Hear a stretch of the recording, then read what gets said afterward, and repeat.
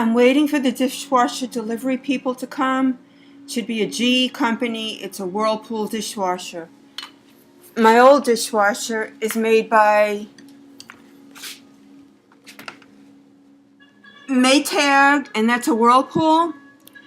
I measured the countertops and my cabinets and the floor with this, and they're all squared.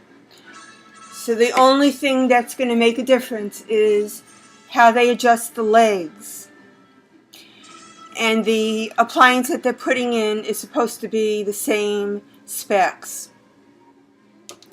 Let's see what happens.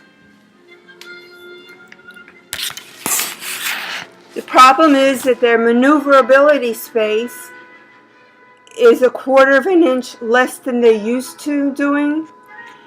And I'm assuming that they expect that the first time that they put it in, they're going to have it adjusted. And they may have to pull it out. I got some lubricant that Whirlpool told me I could use. I also bought these slider things to help make it slide in easy. And I'm waiting.